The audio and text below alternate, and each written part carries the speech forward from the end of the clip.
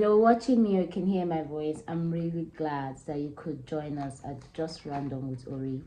And for my old viewers, oh, I really love and admire you so much for just being consistent with us. Thank you for being patient, and thank you for continuously tuning into our page, because without you, there is really no tribe here.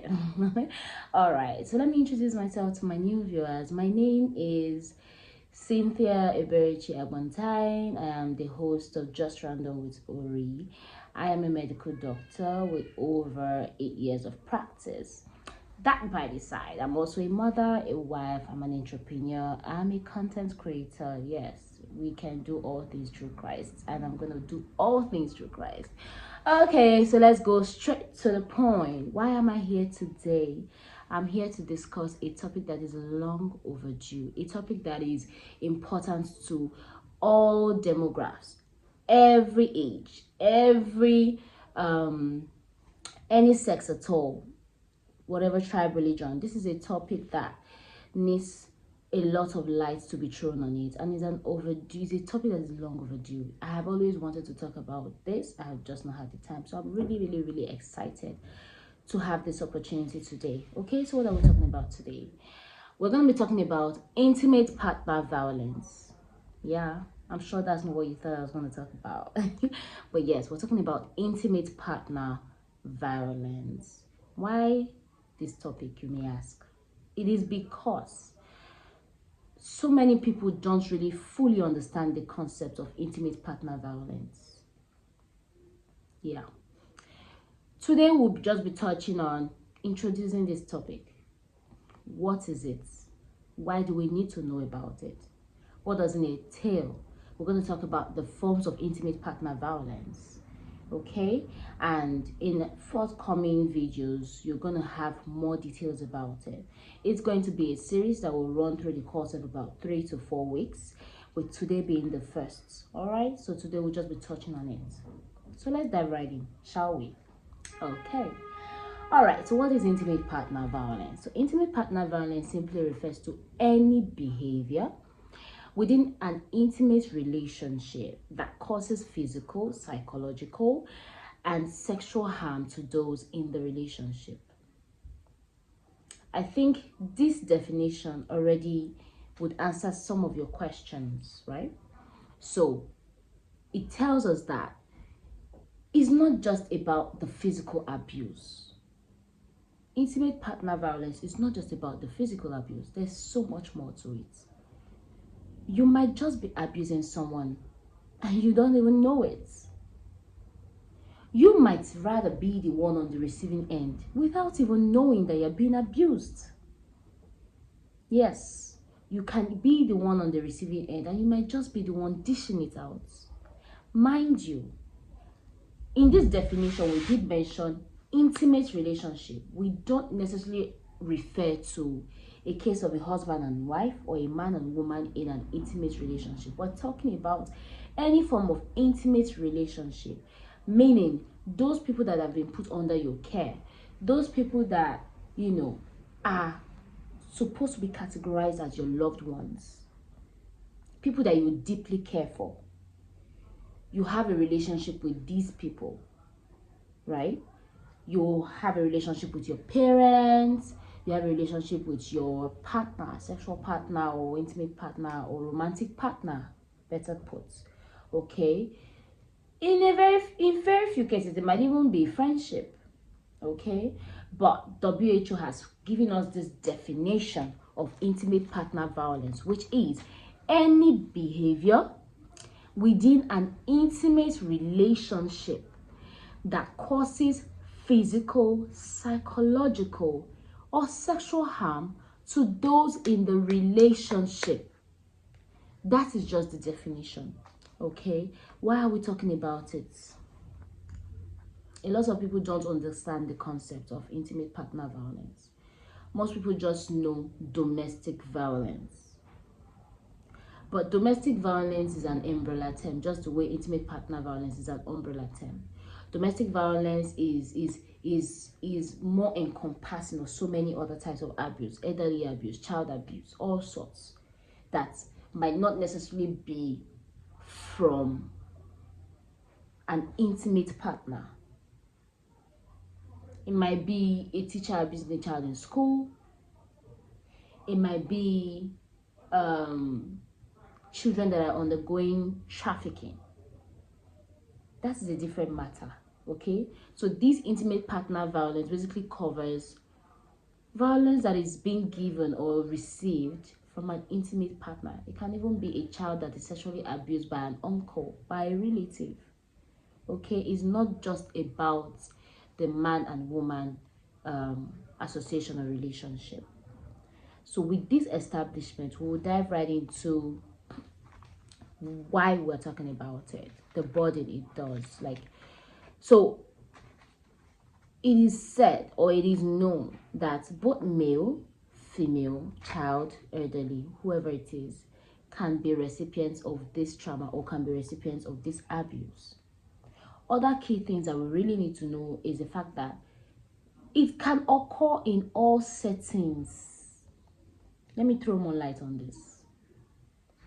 It is a kind of abuse that can occur in any religion, any culture, any country, regardless of the socio-economical status of the person.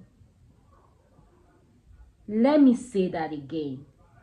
Intimate partner violence is something that can occur in any setting.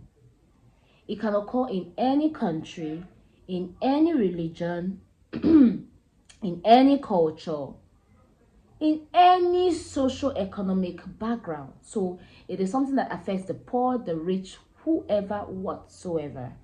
It is something that does not respect your intellectual standing. It does not respect your educational background. It does not respect it.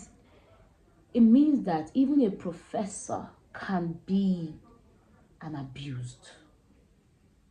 Yeah. So you see why we really had to talk about this.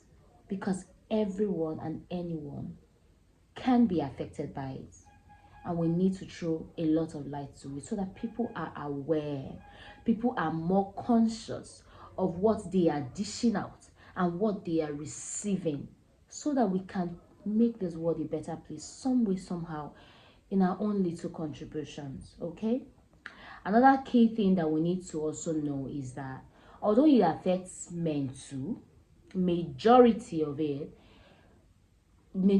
worldwide burden is borne by women. This is not me, this is WHO. And mind you, I'm not coming here to talk about it because I'm a woman.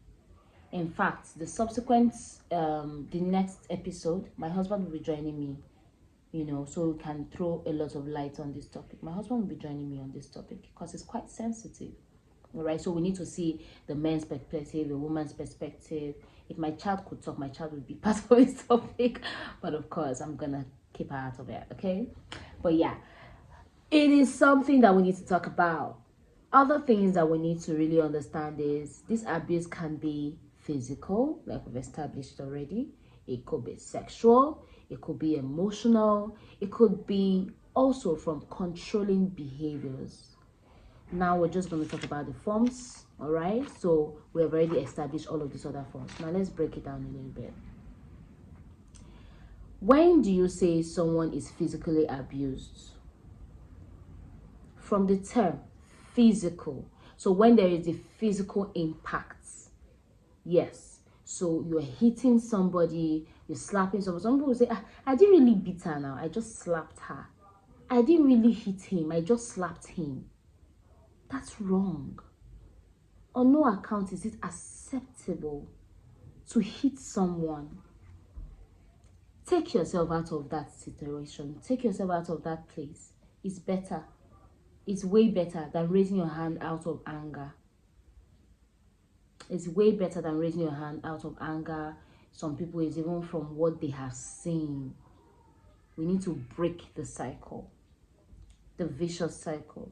Some people is what they have seen, what they have been told, what they have been made to believe over years.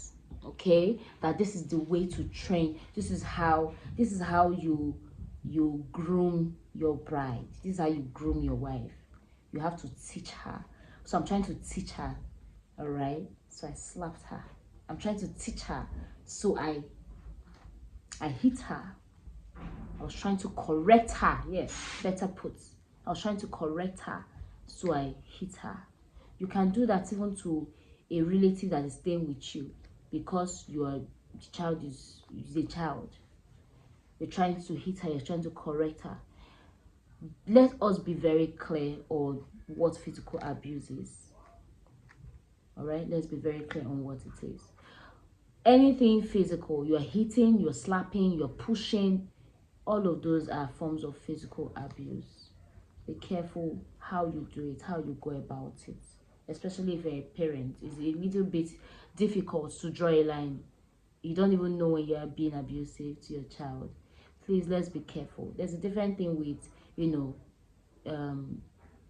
trying to give them consequences of disobedience, or not paying attention, or not keeping to instructions in the house. We can find what that means, and then if you really want to be physical, there are ways to go about it. But having to cause physical impact is a whole other topic. All right, another form is sexual. Sexual can be that you are touching somebody in ways they do not want to be touched. You're touching your partner in ways they do not want to be touched. That is a form of sexual abuse. Some people would say, oh, but we're married. You're married, but you don't have legal rights to do things that you're not that the person does not consent you to do. There is something my pastor used to say. He says it's based on, he's trying to teach couples, and then he will tell men, if your wife agrees to have intimacy with you, you should say thank you. You should be grateful. And that goes both ways. If your husband caters to you financially as a woman, you should say thank you. You should be grateful. Don't say, okay, it is his duty to provide. Or the woman says, oh, it is his duty.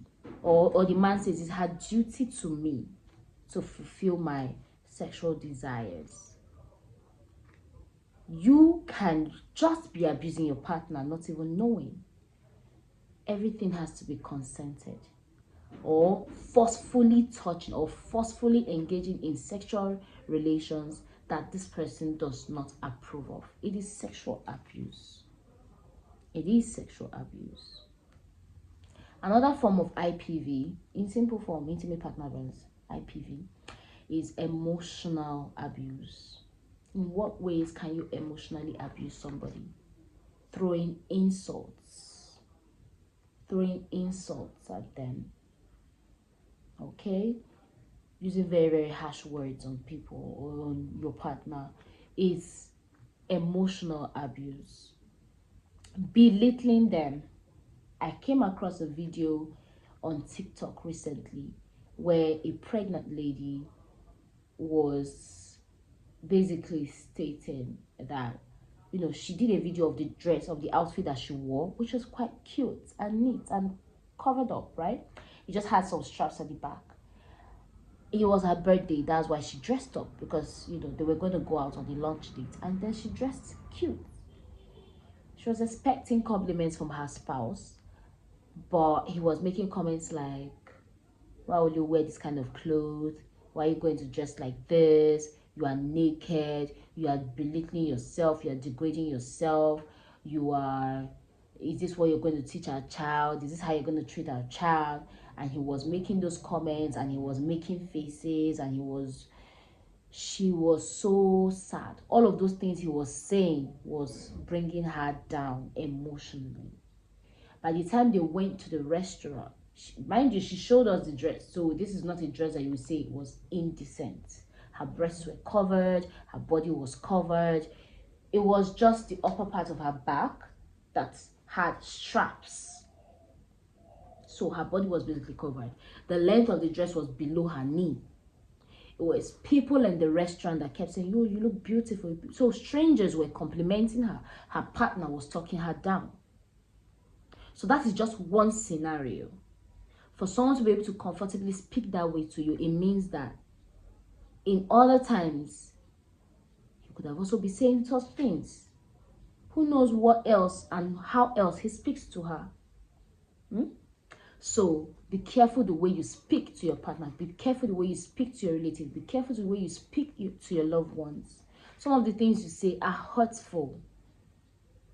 I remember I had conversations with my friend last week about how sometimes our family members just say things to us without even realizing that they are saying hurtful things. How our parents say certain things to us in the guise of they are trying to look out for us, or they are trying to teach us the right thing. They don't know when they just make comments that can be very hurtful, and those comments stay with you for life. They have said something and they've walked away. They have no idea the impact of what they have said.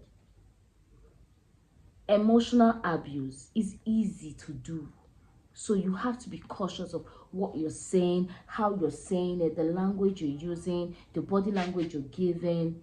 Be careful not to talk down on people, because they can be emotionally abused by you.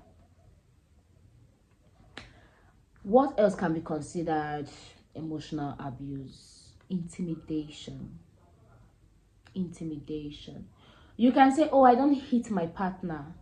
But then when you are scolding, you're raising your voice, you're trying to correct, you're raising your voice, making complaints, you're scolding, and you are throwing things around. You are breaking things around you. You're throwing a glass, you're throwing a fit. This is both male and female. You are being intimidating. You are intimidating that person. The person doesn't feel free around you. They are scared to say things around you because they feel you're going to react in such scary way. That is emotional abuse. That's emotional abuse. Or say you're threatening them. Haven't you heard of couples that are probably, or couples, or yeah, ex-couples that are divorced? Or even couples that are still together, that have kids together, and then you hear a partner saying, if you do this and this and this, I'm going to take the kids away. I will make sure you don't see your kids anymore. That's emotional abuse. Just in case you don't know, it's emotional abuse. That's just one example. Be that there's also this thing that matters so much to them that you are aware of, and then you threaten them that you're going to take that thing away. You threaten them that you're going to take it away if they don't do what you want them to do. That's, you're abusing them, because they begin to feel like, oh, I have no power to control the situation. That's why you keep saying those things to them. Threats is part of it. It's a form of emotional abuse. You're going to keep hurting that person. So that's just one of it. Or you're humiliating your partner in public, in front of their kids, in front of their subordinates, humiliate them at work. All of that leads to emotional abuse. The fourth one, that can also stand for psychological abuse, right? And then the fourth one I would like to talk about is controlling behaviors. Oh, this is one area that most people in Nigeria experience, I would say. I mean, coming from my line of work, I have been opportune to hear a lot of this. I am opportune to hear people's personal experiences sometimes, because contrary to what some people believe, patients don't just go to hospitals just to get prescriptions and medications. Sometimes they just need someone to talk to. Sometimes they just need a listening ear. I found myself in so many scenarios where I'm doing the job of a counselor or a therapist. Sometimes they just need a neutral person that could just listen to them. So I kind of understand what I'm saying when I say that controlling behaviors are forms of abuse that people don't necessarily know of. It's an area that is neglected.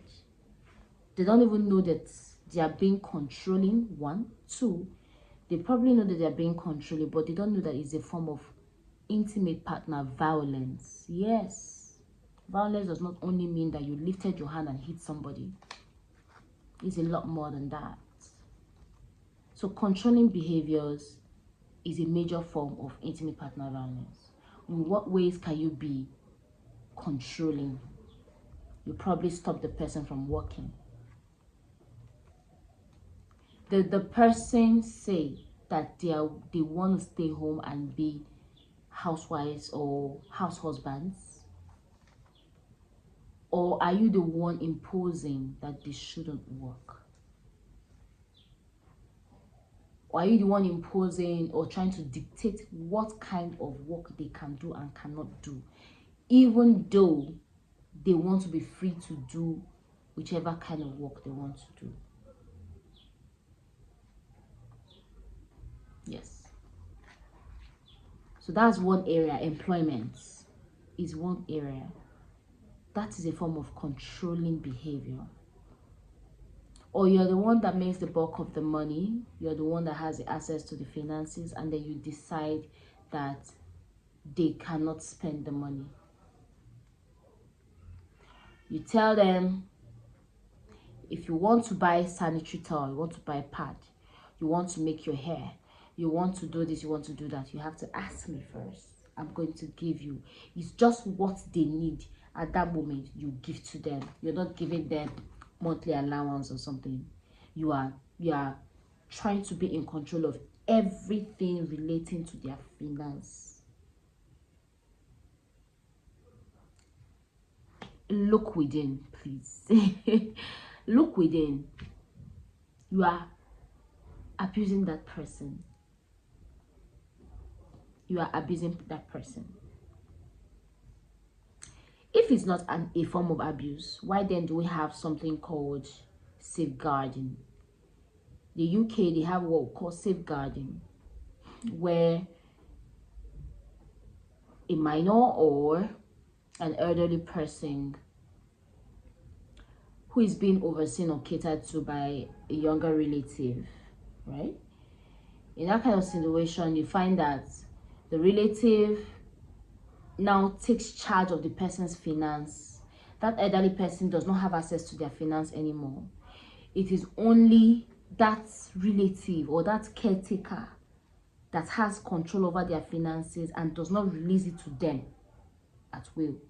They hold their finances. They sometimes even steal those finances from that elderly person while that elderly person is being neglected. So safeguarding, whenever that kind of thing is suspected, it should be reported to the police. So this, I'm just trying to throw light into this, because some people will be like, oh no, I want to argue about it and say, oh no, this cannot be a form of, it is a form of abuse. It's a different thing when you are catering to a minor who would not understand how to use their finances, or even in a case where you are catering to an elderly person that possibly has some medical conditions like dementia. So we can all understand that kind of situation, the person does not have full understanding of what they're doing. They can squander that money without even knowing, because they're not in their right sense. They do not have their full capacity, mental capacity. So it's understandable in those kind of scenarios, but not in a case where they're fully capacitated and they can make good decisions for themselves. They're not minors. Then you're trying to control what you give to them. You want to control everything surrounding them. You want them to be dependent on you fully. That's a form of intimate partner violence. Another example of controlling behavior would be isolation.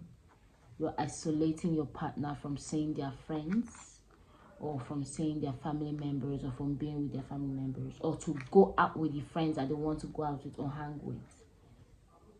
It's a form of intimate partner violence.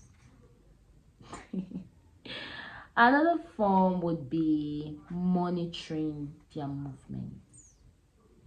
Every corner they go to, you are spying on them, you are watching, you are checking where and where and where. That's also a form of intimate partner violence. I hope that with these examples and few points, I've been able to establish what intimate partner violence is while we're talking about it, and the types, the forms of intimate partner violence. And I hope that you've picked one or two and we have a better understanding of what it is.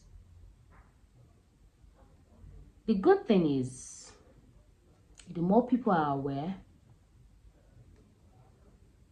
the better for everyone, because now you would begin to realize when even you are the one giving or dishing this out, and you'll be able to correct your ways. Further into the series, we'll be bringing out some aids or some tools, both government and individual tools, that can be used if you are an abused person. If you are in a position where you need help, you want to seek help, we're going to talk about, some of these bodies that can render help to you, and we'll talk about it in the forthcoming episodes of this series. In the forthcoming one, we'll be looking at how common IPV is in different parts of the world. We're also going to look at what it is, or how common it is here in Nigeria. We're also going to look at why partners do not leave these abusive relationships, especially women. So let me just say why women don't leave these toxic or these violent relationships. We'll also look at causes of this and the risk factors. Okay, so after then we would start talk about how to come in, what we're going to do to help, how you can seek help. All right, so I really hope that you stay tuned for the remaining part of the series. I hope that you enjoyed today's episode, and I'm really excited for what is to come. Thank you so much for tuning in today. Please do not forget to subscribe to this channel. Put on the notification bell so that whenever any new video drops, you are first to know. All right, and you can always be on top of what we're talking about so you don't miss out, especially during this series. I promise you it's going to be interesting. Okay, thank you so much for tuning in. Have a wonderful day.